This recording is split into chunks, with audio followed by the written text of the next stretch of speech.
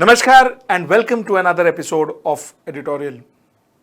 According to a CMI report, CMI is Center of Monitoring Indian Economy. According to a CMI report, the employment rate in India bounced back in August and touched 8.3% compared to 7% in July. You know what is the worst part? The worst part is 1.9 million, 19 lakh people lost their job in the last 1 month. 19 lakh people.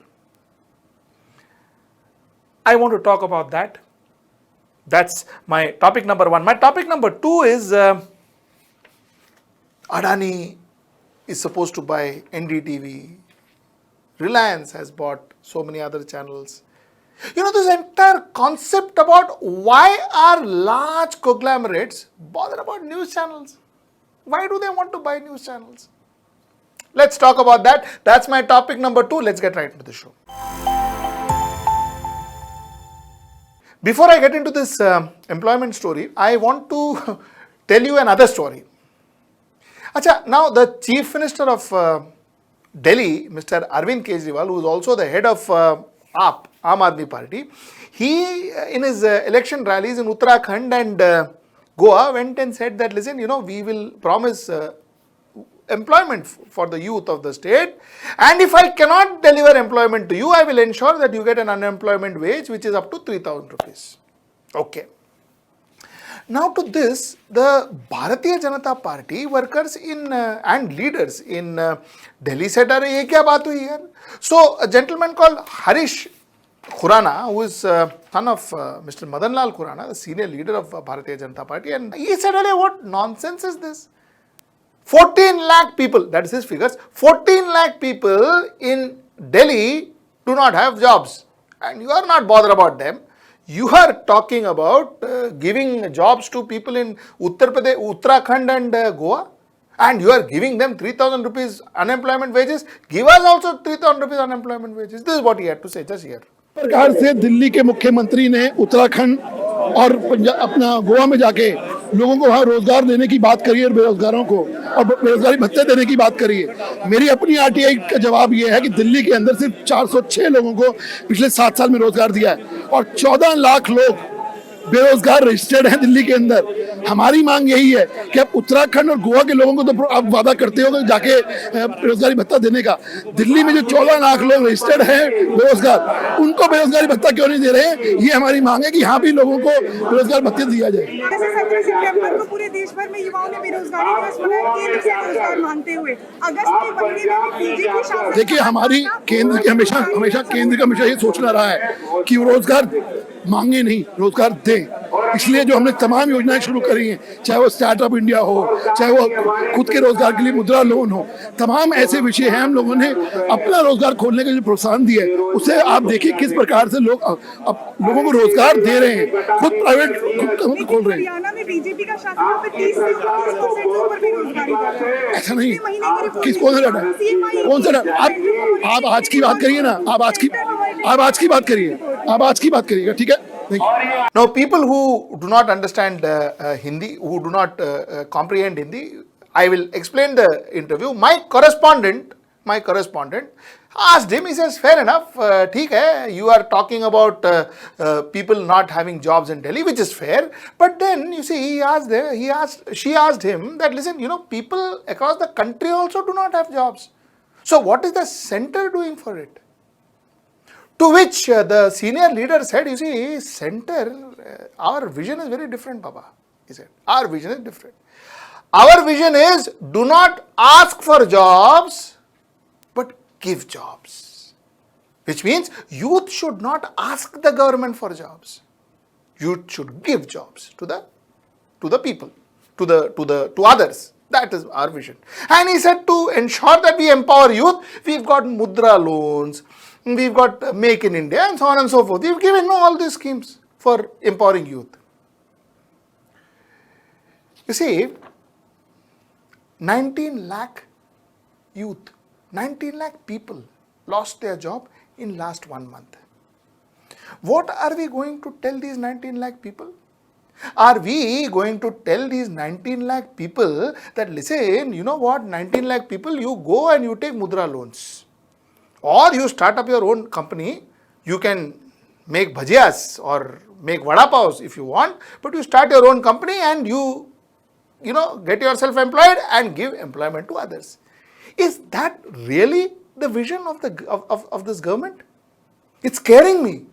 It's scaring me. I want to believe that this man didn't know what he was talking about. I want to believe that. But if that is the plan that the government has to provide employment, my God, what are we talking about? You see, the point number one is Mudra loans.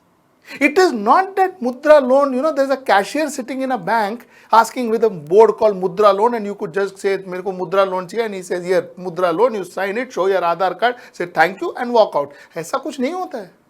It is not that people get Mudra loan left, right and center. Compare the people who got Mudra loan, compare the unemployment, see the ratio difference. What happens to the rest?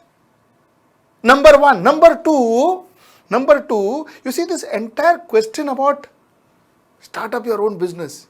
It sounds very good, It sounds very good when you are giving a bhashan, when you are giving a political speech. It sounds brilliant in a political rally. But in reality, is that true?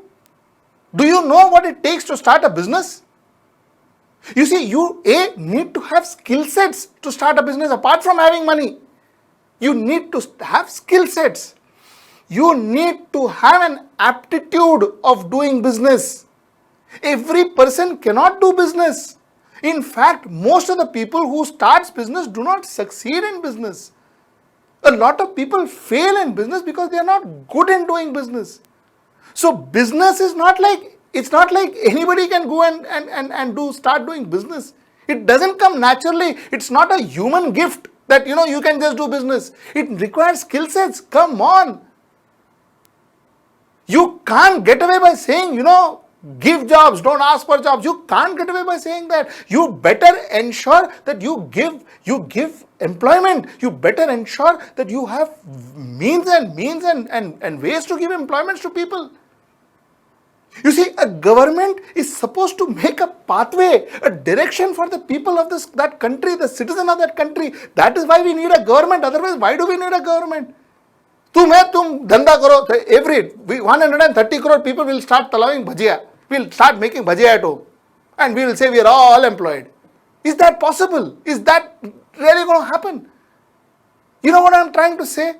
The government of the day is supposed to have a pathway wherein there is a direction given to the people, there is help given to the people, there is support given to the people, where some people do business, some people work, some people do trading, some people do art, some people do culture, and that's the way they make their living. In that direction, in that pathway, I can understand. Lot of people may race and do very well. Some people may fall behind. Some people may be doing okay. So that is why we have the rich class, the middle class and the poor class. That's fine. I can still understand that. But the pathway has to be created by the government, for heaven's sake. You can't just say that, go talao bhajiyas. You can't say that. You can't say that.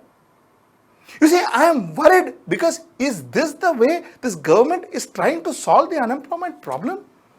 I hope Mr. Harish Khurana, like I said, is completely got the entire concept all wrong, and he doesn't represent government, nor does he speaking for the government, though he is a senior leader of Bharatiya Janata Party. I hope he got his point wrong. I hope the relevant people in the center are thinking differently, because this otherwise is going to have a huge impact on us, our youth and our economy. Let's get into topic number 2. As part of a digital news channel, let me tell you, we are not making money. Not that we are not making money, at times it is difficult to meet both ends, and that's a fact, that's honest truth. Achha, it's nothing different with us. It's almost the same case with almost everybody. So it's not that we are any different. Achha, again, it's not only limited to digital media. Even mainline media, television news channels are not making much money. Not make much money because there is no advertising. Advertising has gone down. And I can tell you that with absolute confidence. Like I said, I did belong to that industry. So I know that advertising has gone down. So advertising has gone down, revenue has gone down. So people are not making money.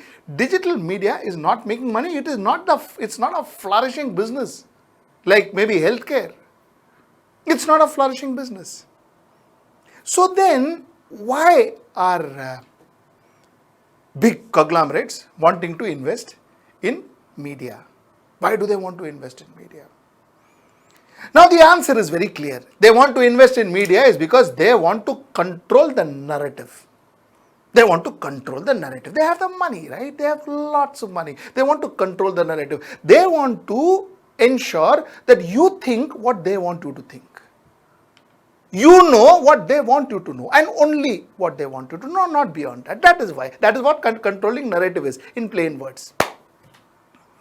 Now, that's one end of the story, because that helps them to create their brand, that helps them to create their brand image, and that helps them to sell better products, sell more products to you, that helps them to create more brands, more products, more sales, blah, falana, so on and so forth.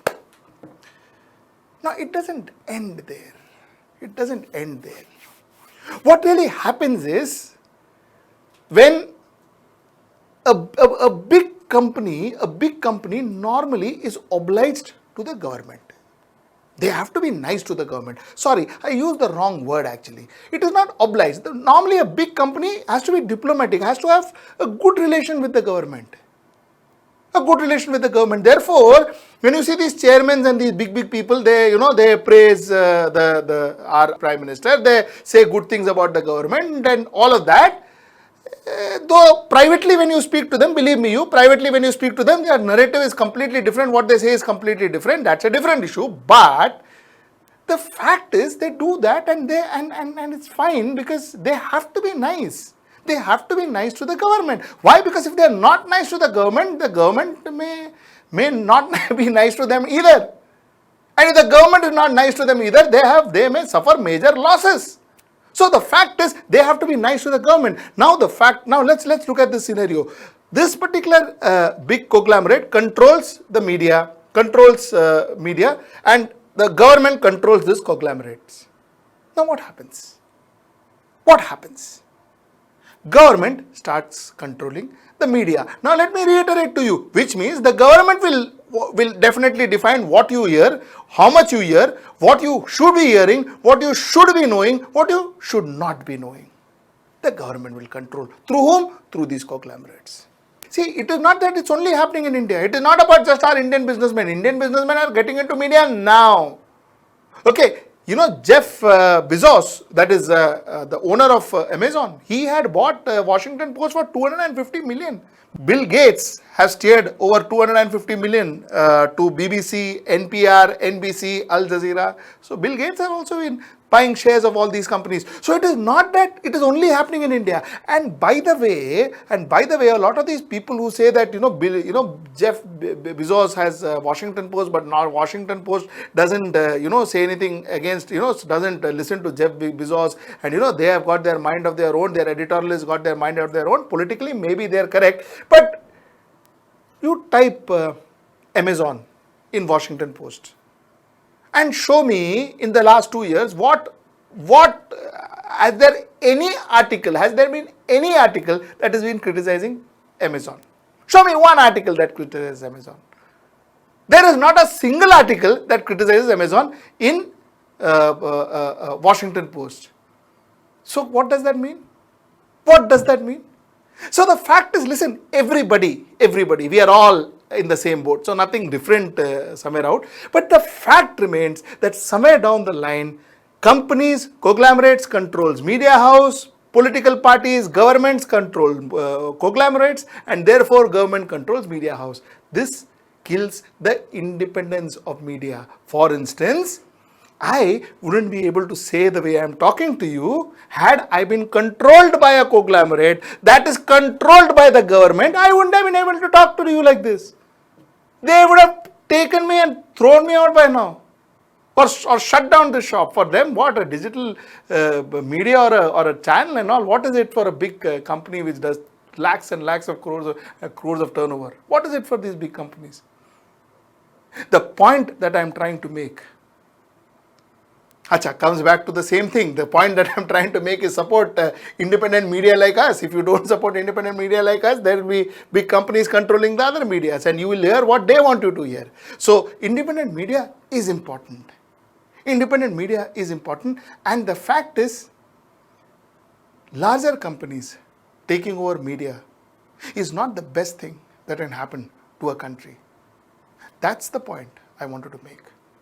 Again, before I end my show, please log on to www.hwnews.in, support independent media, subscribe to us. Till I see you next time. Namaskar.